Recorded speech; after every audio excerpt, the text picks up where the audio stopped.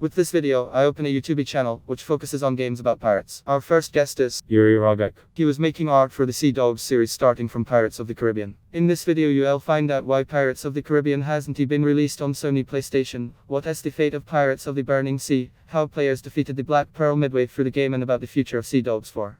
Watch the video, ask questions, and I'll pick the best of them in the next interview. I'll be reworking on a couple of interesting and unique videos about Sea Dogs. So subscribe, ring a bell to not miss out on new videos.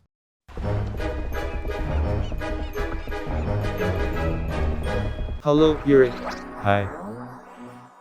Please, tell us what Sea Dogs projects have you worked on and what work did you do? Well, actually I first came to Sea Dogs from the official Pirates of the Caribbean game, which was later renamed to Pirates of the Caribbean. Eventually I started working on Age of Pirates, Caribbean Tales, as well Pirates of the Caribbean, Dead Man's Chest. Naturally, later I was involved in the Seaward routine working on projects like Sea Legend is Back and Age of Pirates 2, City of Abandoned Ships. At some point I was also involved in the development of Pirates of the Burning Sea. About the work that I was responsible for Pirates of the Caribbean, I was a team supervisor on 3D objects. Later role of the art manager, and after the art director of our team Andrei Ivanchenko left, I became the new art director. That was near the end of Age of Pirates, Caribbean Tales development. Also, Akella had this position on Pirates of the Caribbean, Dead Man's Chest. When I was brought in by the Seaward RU team originally, I was simultaneously working for Akella and Seaward RU. I immediately got an art director position. I also forgot to mention Sea Dogs 4, which hasn't been released, but I was working on it for over a year, so I was doing my part as a member of a team. As an addition, I was working on Captain Blood, where I was also in the art manager position. And here you go, that's my small list. It seems like you worked on all of the crucial games that gained deserved recognition, except the first Sea Dogs. Yes, I was very lucky. I often tell people that I was involved in the most noticeable Sea Dogs games and I actively participated everywhere, and I was lucky to have an impact on those projects. This is awesome. Yuri, I heard that your appearance influenced the famous art of Gordon Freeman, from an official Half-Life 2 art book. I'd like to hear the whole story and how much did Half-Life spend on the art license? That's quite a story. There were a few coincidences. The drawing itself was for a video game magazine, I believe it was called Game X. It was sent to the, now former, art director of Akella Andrei Ivanchenko, also known as Ainri. I think, he is one of the first digital artists from Russia and CIS countries. And at the time his influence on the industry was huge, he was well known, frequently quoted, and he also made some lessons and programs for artist education. At that moment he probably was making the best digital covers for magazines. No wonder that order was assigned to him. I was lucky to rent a communal apartment with Andrei, we had a shared kitchen. And when he got an order that was pretty late, he had no time to get the work done quickly as usual. That's why he decided to make me a model, so I stood in a game pose. He gave me an item similar to a famous crowbar. I can say in that age I was looking very similar to Gordon Freeman. I had a similar face structure and those glasses I wore. And I think that way Andrei Ainri got the job done fairly quickly. He drew a character in one night, with slight corrections in the morning. It was easier for him to draw a character based on me. I love to tell this story. There was an implicit portrait of me, and for that I thank Andrei. Eventually, Valve got interested in this artwork and they bought out the license to use it in their Half-Life 2 art book. Naturally, a portrait of me in character of Gordon Freeman got to an art book. Really fun story. Regarding the cost, of course I know how much it cost, but to not offend anyone I can't reveal it. I can only say, it was about 3 salaries of an art director at that moment. So basically, the price was more than acceptable. Good story. Yeah, it is great. And really, I think Half-Life is one of the fundamental games that everyone in the 2000 has played. It surely is a greatest shooter. And I think it really is a quality product. Yes, I totally agree, because it set a new standard for storytelling, at least for PC, because on game consoles something similar probably existed, but it wasn't really available for the average player in our countries. And if now people are playing Cyberpunk 2077 that came recently, we can see that developers who worked on the project grew up playing Half-Life 2. Because if you pay attention, delivery of information, placement of cameras, the way the player looks at people, is very similar to Half-Life 2. Yes, I think the project is great. While we're mentioning a team that worked on Half-Life 2, a few people actually know that many Half-Life 2 developers played Sea Dogs 1 and Pirates of the Caribbean. It is a well-known fact. And when they met Akella developers at conventions, they appreciated Sea Dogs 1 and Pirates of the Caribbean, which were popular in the West on the first Xbox. That was pleasant. So that's an indirect connection of Sea Dogs and Half-Life 2. By the way, I read somewhere that Johnny Depp played Sea Dogs and he liked it. Is there official information about that? There was no confirmation, but the only thing I know for sure is, at the stage of development of Pirates of the Caribbean, Johnny Depp and other characters from the original movie were modeled into the game. And unfortunately, Bethesda didn't agree to give copyright. If some players remember, models got to original releases and mod makers could unlock them. I remember 12 characters for sure. Yes. That was very upsetting, because I've read reviews on Pirates of the Caribbean from Western players. Honestly, the release was very successful, because the console had only a few repop titles and Pirates of the Caribbean looked very good. And graphics back then in games from Akella were up to date. All the negative comments related to the game were like there was no Johnny Depp and other actors, that's why we're giving this game a bad review. I was very upset. If I remember correctly, real Caribbean islands were replaced with fictional, but at the same time mod makers could just pull them out and get the map of real Caribbean islands. I can confirm that for sure. Because when I was brought into the project, Pirates of the Caribbean was in development for a year. At the moment I haven't seen real islands in the game. They probably were hidden in archives or game files, but I haven't found them in Pirates of the Caribbean. Right. By the way, I am curious, have companies like Disney contacted Akella about collaboration or making a project based on Sea Dogs or other games? It was rather the other way around. I think, after the release of Pirates of the Caribbean on Western market, the first Sea Dogs game was successful, at that moment Akella. I want to clarify, Sea Dogs is how the game was named for English-speaking in US market. It is an important remark because not everyone might know. Yes, it is even more important nowadays, because at some point Bethesda owned this trademark for years. Then, after 10 years, it expired and the organization that is Akella's legacy bought the Sea Dogs brand and all Sea Dogs games. I've seen them on Polish platform GOG, are named Sea Dogs and then comes the second name that could be in the original. Nowadays it is a popular brand too, but it isn't well known in former CIS countries. When it comes to offers, Akella was a pretty self-sufficient company and it was enough to work with Bethesda. The engine used in Pirates of the Caribbean was Storm 2.0. It allowed for beautiful sea graphics. If we look into graphics of the time, it is safe to say that was cutting-edge technology, because back then there was no directs that made vertex shader technologies for displaying sea waves. For that Akella used old directs, it probably was directs 4 or 5, and they made a dynamic sea with various storm weather. And, naturally, Akella wanted to make use of this knowledge in other projects. They wanted to collaborate with Sid Meier, who released a remake of his game Pirates. They sent a lot of appeals to Sid Meier's office, so that Akella could help with some graphic technologies and content-making work. But, as far as I know, bureaucracy at Sid Meier's team was so huge at secretary level, there probably were some managers, and so appeals have not reached Sid Meier. Though there were really a lot of appeals. And so, Pirates of the Caribbean remain in history as the biggest achievement. By the way, it was released on Xbox, but not on PlayStation. What is the reason behind it? Right now I can safely tell you, because after the release of Pirates of the Caribbean as usual the team is taking a break between projects, I forgot the word for it. And naturally, in that situation there always is uncertainty, because people don't get overtime anymore and can freely generate ideas and start preparing for future projects. But Akella decided to use this break to explore the possibility of porting Pirates of the Caribbean to PlayStation 2. The team was making errand for a few months. If I remember correctly, I was also the head of a team, and it turned out there were many differences in technical requirements on the first Xbox, which was close to PC and Sony PlayStation. PlayStation had an absolutely different format of loading models, textures and other content to data. After 2 or 3 months of experiments all of it stopped, because we had to rethink all the content. Sony PlayStation 2 had a completely different approach to models and textures. It was impossible to scale textures and load them differently. I mean, the models were good, but the textures were not so much. Firstly, they had a different color palette and they couldn't have a certain size. Pirates of the Caribbean used Storm 2.0 character textures were at least 512 by 512 pixels, but texture maps of the city or environment were up to 2000, and we had to cut it to smaller textures, assign materials, remap and retexture everything. That was very expensive and that's why the project was cancelled. Under the agreement with Disney, you had to release the game only for PC or for PC and Xbox. What was the agreement? No, I think it was only for Xbox. I might be wrong, because it was released simultaneously on Xbox and PC. The PC version came in the box. It was very common at the time. It is not a collector's edition, it was simply called box. There was a colorful box with a rule booklet and fancy discs, 2 or 3 discs, I can remember.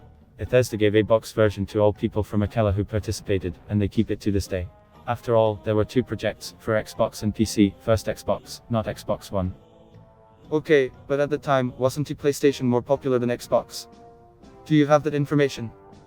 Well, firstly, PlayStation had a very convoluted approving system from Sony. Akella studied that system when they tried to release their motorcycle racing game with an element of freedom. That project was called Axel Rage. It was hard to deal with that system. Of course, I think that Disney had connections with Microsoft and there probably was a big problem with copyright. And so, Sony PlayStation had been given up for various reasons, including that one. Okay, I am also curious about the following. From what I understand, after the release of Pirates of the Caribbean, Bethesda stopped partnership with Akella, and that was partially related, at least according to my information, to the fact that Akella haven't released the promised Pirates of the Burning Sea. I'm curious about the fate of this game. Was it in the development, and what exactly went wrong? I heard that was one of the actual reasons. At least the online part was in development during the first Sea Dogs. Pirates of the Burning Sea may have been discussed, and it was announced at some old game conference, but I haven't seen the development at the moment. There were discussions, because Akella was one of the publishers of EverQuest 1 and 2. I am not sure about the first one, but I know this project was reviewed by Akella employees responsible for publishing. EverQuest 2 was localized and managed by Akella, so interest in online technologies manifested strongly in the team. But after all, there was no direct instructions or allocated resources for that. Disconnect with Bethesda was probably documented according to Dmitry Arhipov, vice president of the company. On the part of the team that worked in the studio, including me, it seemed to us that disagreement was about some parts of the game promised to Bethesda. Perhaps that was one of the reasons, but there was probably more. Yuri mentioned that the legacy of Akella acquired a new legal person and is now selling games on GOG. I thought Akella stopped existing in 2012. Does it still exist but under a different name? I haven't really thought about that, because when Sea Dogs 4 got closed I didn't really have time for that. There are so-called brand successors, officially registered at least in Russia. And for some reason they have the Akella logo. You can find projects on GOG that were officially released after the closure of Akella that we know of. Basically, there is someone who works with Western systems on behalf of Akella. If someone finds more info, it would be interesting to read. I think I could take this theme and make a breakdown in the next video. That would be great. Because from the perspective of me as one of the developers of City of Abandoned Ships, seeing the project selling on Western market with a different name, I want to have some confidence that there is none of my share left there. Because the author's reward for such products has to be formalized or specified somewhere. But no one showed up with questions or other themes. That is why I haven't studied this question in depth. At the end of the day it is not worth it, because there is not that much money left. On Steam, to each their own. You mentioned a popular game, City of Abandoned Ships, that, from my point of view, is one of the best. I even have a 10-year-old disc and it motivates me to make my own games. We're now releasing our game Save the Pirate, as I showed you. Great, thank you. I also would like to know, why do you think this game, according to fans, is considered the best in the Sea Dogs series, not including the first Sea Dogs game from the Cardes? Well, I can tell you my side of the story, because I think that players who spent a lot of hours in the game can give us more valuable feedback. I have my own opinion as a developer. Firstly, I think the project covered some game mechanics that still aren't fully implemented. It includes sea adventures, land adventures, some form of fencing, capturing cities, traveling, trading. Those things are implemented as strategy elements. That means you have to figure out where to swim, what goods to carry, how to not get caught on the way to pirates or warships. There were fun storylines and dialogues. People saw a bit of a visual novel in it, playing other games at the same time. There were also elements of sailboat simulation and team management. Basically, nowadays a lot of people would be happy if the same game was made with today's graphical technologies, and some are probably still waiting for such a game. There was also a core element that isn't really on the surface. It is that during the development of City of Abandoned Ships, Seaward, Root Team and its previous members were communicating with players very closely. They practically attracted them to the development of technical part, making quests, testing, voice acting and making music. And it was some sort of a public project, and when it is public, it attracts people and forms the community. I am speaking about the Russian language community. However, if you're curious how Western market accepted the project, we've seen that many mod making groups were created back then, and people always wanted to bring something to the project. That is because the engine allowed this. It is not very convoluted in itself, so using game scripts and through access to 3D packets people could make changes, additions. People pretty much like that. Genre of pirate games is much in demand, but poorly implemented. It really played a big part. And many additional elements that I can all remember. Every time there is a small thing that is important in every other project, but here it connected to everything at one place and it created an interest in the game. Although, when the game was released, graphics were not up to date, but nonetheless people remember it to this day. And if we take a look at the current top 10 best games about pirates, City of Abandoned Ships will usually be there. I noticed this too. By the way, I am curious, do you know about that Western project the mod makers are developing right now? It is called New Horizontal, made with Unity. They copy most of the logic from Pirates of the Caribbean. I saw this project when it got closed and it got handed to any team who would want to continue the development. Back then I just found out about this project. I don't know its current state, but I remember there was an ability to give your sailboat to the opposite team, so it could prove it is able to manage it. Nowadays there is some activity on the Piratsaho forum. Besides, I am currently in touch with a person who is the founder and the main enthusiast of the project. I want to interview him too and localize it to Russian language. Overall, what do you think of those projects made by mod makers, people who make clones of actual games? Do you think it is good or bad? Everything that is related to Gamadev, if we re talking about local interest, the relationship between human and computer it is always good, because a lot of mod makers get the hang of programming, modeling, texturing, game design. They're really priceless for the video game industry. If we were talking about 2002, when I was lucky to start working in Akella, and on the main project Pirates of the Caribbean, you'd have to have some skills. Nowadays it is impossible to get into the game dev industry with the level of knowledge that recruits had back then. But mod making allows you to learn essential things and then have some portfolio. We have to pay tribute to mod makers, including the Seaward team, that released City of Abandoned Ships and Sea Legend is back. They left their mark on the industry and they're a beacon, reminding you that people can achieve the impossible.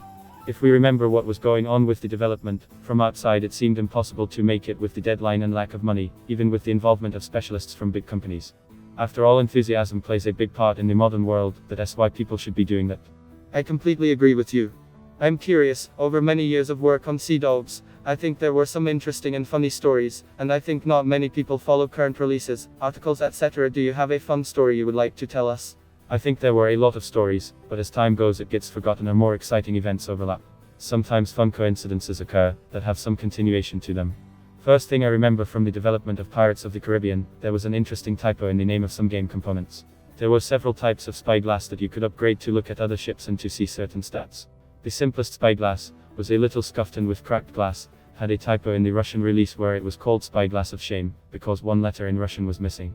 And no one noticed that missing letter. Players thought that the name Spyglass of Shame was intentional by design. It amused us, and I am not even sure whether it was fixed or not. There was also an interesting moment. In the original project Pirates of the Caribbean, most of the story was related to characters who were associated with Satanism. There were cults in the story and pentagrams in some locations. Naturally, when Disney started to discover this project, that raised some questions, because we could get negative feedback from players and their parents. That is why the story was changed and all that was replaced. I could be wrong now, but Satanists were replaced by Animalists, and all that was great for Disney, and Microsoft probably participated in some testing too. But when it came down to preparing files, it turned out some models or scripts contained text like Satanist. Of course, we were told to fix them. You understand, we had to fix all references in scripts and code. We were worried and asked, is this really necessary if the player never sees it? They literally responded with some grandma or mother can take their son's disc that could be similar to movie or music disc, insert it into the PC, open the Explorer with the contents of the disc, suddenly go to some catalog and see Satanist file. There would be big problems. And it is good that they asked to get rid of that. Of course, there were more interesting stories during the development, when computers were left working at night to test stability. And game stability depends on a lot of things, including the duration of the game if you don't turn it off. There was a fun moment with NP, maybe two fun moments. First one, when NPC were unloaded, they just walked around locations, assigned by game designers. Soldiers and villagers were moving around the scenes, but at some moment, there probably was a memory leak because of continuously running game. Maybe it was running for a few days or weekends, so model vertexes bound to bones, it is called skinning, started to be a little off. And people moving around the scenes looked like monsters from some horror movie, because their faces and closed surfaces were constantly moving, looking horrible. The problem is that we didn't know about that, and when game designers came to work in the morning, drank coffee, sat to test an already running game, they accidentally discovered those horrible characters. They were genuinely scared when they suddenly saw that monstrosity in the corner of a screen. I remember that moment. I was there, and it was interesting and fun. Second moment was related to the fact that programmers had as much freedom over the project as artists. They could make some features, test them, add them to build and tell the others, but sometimes not, leaving some features as Easter eggs. And someone from the programmers limited the lifespan of some character to a couple of years. And when the character theoretically lived 100 years, its model was replaced with a skeleton. Also, when you play for too long and don't quit the game, your main character turned into a walking skeleton. The two caused unadulterated surprise and was fun. I never heard about those skeletons if I am being honest. It seems like very few people encountered it. The concept of testing is interesting and I think it is useful to test the game for better stability, as opposed to not doing tests. I think those tests allow players to protect from sudden crashes and bugs. Yes, there was a lot of it, and usually bugs are a different territory for us. Firstly, when players act unexpectedly and use different hardware and software.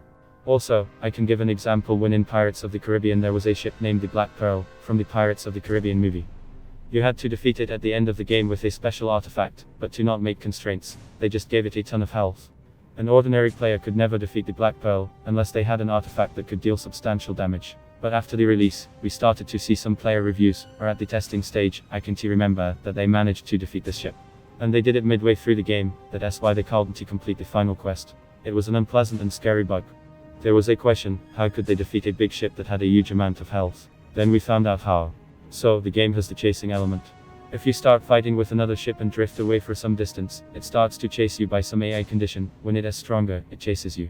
Naturally, when the player keeps the distance, so that the enemy ship can't hit them, it will follow them. So, about the Black Pearl. Once it followed you, you had an opportunity to come close to an enemy fleet that could damage Black Pearl. If the player managed to keep perfect distance, they were followed by the enemy fleet in Black Pearl. There were moments when you and following ships could swim close to walls of armed fortress. That fortress had very powerful cannons, and at some moment you could sneak in and make both cannons and enemy fleet shoot at Black Pearl. All that damage combined could kill Black Pearl, and the course of game events was disrupted. Developers have no idea about this. Of course, later that was fixed. But it is very difficult to do. I think, even at 2x speed you do have to swim for hours. At the time swimming for hours was normal, because, if I remember correctly, in Steel Hunter, a game about submarines, there is real-time travel between Europe and America. My friends from Akella left the game running after sending a submarine on a trip, then they came in the evening while it still was traveling. They even called their wives to look at what's happening in the game, and correct the travel course if needed. So, at the time it was normal. Well, as of today, I'd say 2x speed is not enough and I would like to have 8x. And I know that mod makers did that, but as far as I am aware the original version had only 2x speed. It was made for only one reason: it was possible technically. With the big number of events that had to be sped up, probably using delta time, the probability of bugs occurring could become very high. And, naturally, publisher wouldn't allow the use of those mechanics. That's the main reason. By the way, I think my game crashed when I was at 2x speed. I also had a crash 2 weeks ago. I was firing cannons at an enemy ship and at that moment I had an exception and my game just closed. Supposedly, I think it could be because of accelerated mode. Unfortunately, among other things, the game was affected by installed programs. I don't even understand how and why they affected the client. There was an IC messenger, if you remember. Yes, it still exists, but it is less popular. Yeah, it somehow caused errors in Pirates of the Caribbean and Age of Pirates, Caribbean Tales, something like this. Very funny, but I guess there were a lot of reasons, including Windows modes with overlays and stuff. Yep, it was pretty aggressive and overlaid other windows. Definitely. And that could cause a lot of problems. I'm curious, do you play any pirate games nowadays? Do you have a favorite pirate game, besides Sea Dogs? In due time I tried to play some, but if we were talking about a project that left a deep mark on me, it is Sid Meier's Pirates 2004 remake. For me it was a very exceptional project, because there are a lot of land, sea and trading mechanics. In some way, it was a twin brother of Sea Dogs. Many people say that Sid Meier's original Pirates project from the 90s has inspired the first Sea Dogs. All of that was made in 3D, and later, when Sid Meier's Pirates remake released in 2004, I think the developers had to play the first Sea Dogs to make the things they made there. But I really liked that project. For other projects people watched or streamed on YouTube, the interest was always there. I never played them myself, because there were a lot of Sea Dogs projects and it was fun and self-sufficient. I know that you watched a walkthrough of our mobile game Save the Pirate on YouTube. Yeah. I'm curious, how can you characterize our game? Talk about it as a side project that you've seen. It has some interesting mechanics. Maybe I am not used to this genre, but I do like to see prettier graphics. But that is my personal wish. I like that narrative, story and mechanics are intended for unusual elements of this genre. Maybe it has a purpose as a mobile project, or as a minigame for some PC projects, or as part of mechanics in a more advanced game. It would be interesting to see. So, you definitely should continue to build upon this genre or this mechanic, or you could try to implement it in big projects. I definitely think it is promising. By the way, right now we're rethinking about making the PC version free just like a mobile version. We could add paid DLC, that would be for people who really like our product and the humor of our characters. We're at the stage of thinking about it, but I think we will release it like this. Any effort always gives results. Results can be different. But if you believe in its positive elements, everything will turn out great. Thank you. I'm curious, what projects are you working on right now? As far as I know, they're not related to pirate themes and more related to tanks, because you're working in wargaming. Tell us what you do. Basically, if we take my experience in Gamma Dev, I got lucky 2 times. First time I was lucky to work on the Sea Dogs project. And the second time was at the time of Sea Dogs 4 shutdown. There were a lot of reasons. The main one is an economic crisis in Russia in 2008. It was not rightfully decided to shut down the project and studio. The Seaward routine made this decision in half an hour. We didn't know about the shutdown before dinner. Then they told us about the crisis, reduction in funding, delaying salaries for a few months. And we decided to not escalate the situation, hoping we could come back to Sea Dogs 4, we shut down this project. At that moment we didn't want to lose touch with the video game industry and make the financial situation in our families worse. I was lucky to quickly find a job at Wargaming company in Minsk. I was very happy, because I am from Belarus and I had an opportunity to go back to Minsk from Moscow. And I've seen the first days of the World of Tanks project. According to Wikipedia, World of Tanks development started earlier, but that was purely end. They experimented with the genre, created some combinations and elements for showing art from other projects.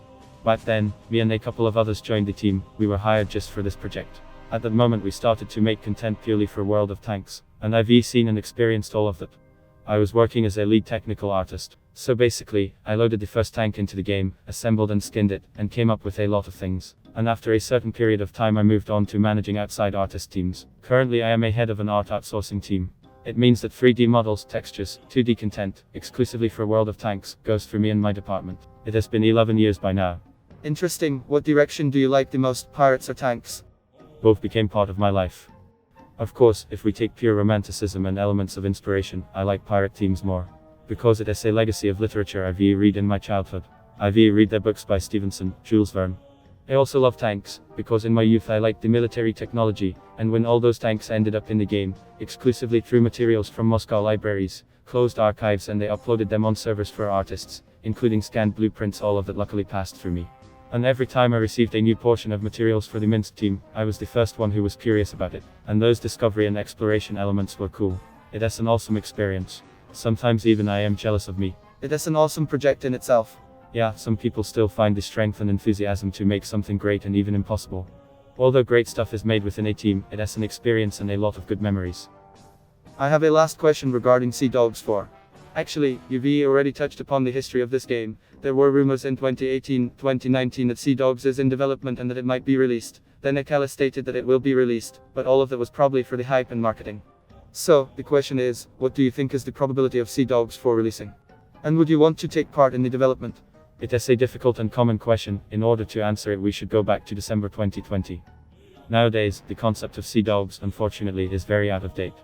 In the current form, and in the form of announcements from different teams, I think now it would be possible to achieve, but impossible to get fame and recognition. Because players and the community completely changed their views on game mechanics, graphics, interface elements.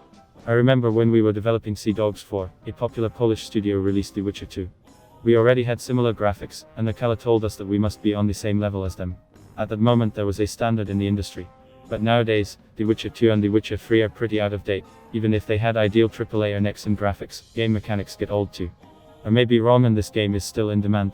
But maybe it should look slightly differently, played differently. I recently played Obsidian's project The Outer Worlds and I liked it, but I noticed that its mechanics, interface and storytelling are out of date. If Sea Dogs 4 released now, it would be similar to The Outer Worlds. We can read on how The Outer Worlds was accepted by players, and I think the same would happen to Sea Dogs 4. If they wouldn't forget to implement good Sea Dogs mechanics, related to sea and ships. That is why I think the probability that it would be in demand is 20–30%. And the probability that someone starts developing something similar is no more than 3%. As our studio director once said, our free games basically have free game engines.